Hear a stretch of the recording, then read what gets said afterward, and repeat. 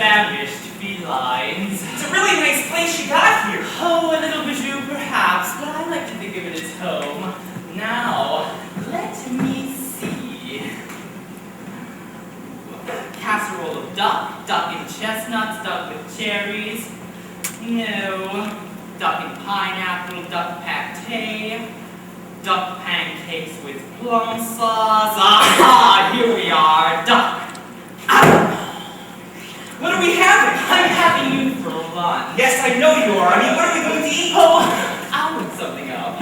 A surprise. My mother must have been thinking of someone else. She told me to beware of the cat. Oh, bless her. Mothers are all the same, aren't they? They seem to think it's in their job description to stop us from having fun. Not my mother, though. No. She was different. Do you know what my mother used to say to me? You can scratch the antique furniture to sharpen up your claws. You can lacerate the cushions if you're ever stuck indoors. You can dig up all the flowers from the freshly planted beds. And with articles of clothing, it's okay to pull some threads. But I remember as a kindergarten kitten,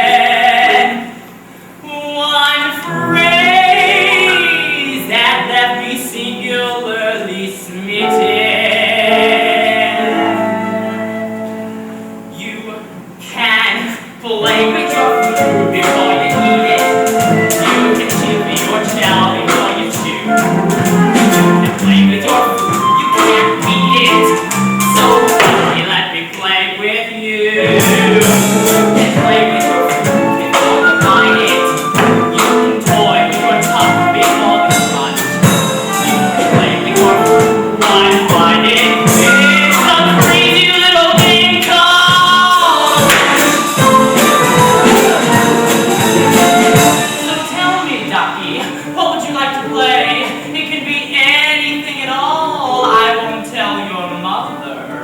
Anything? Well, I like to have the puns.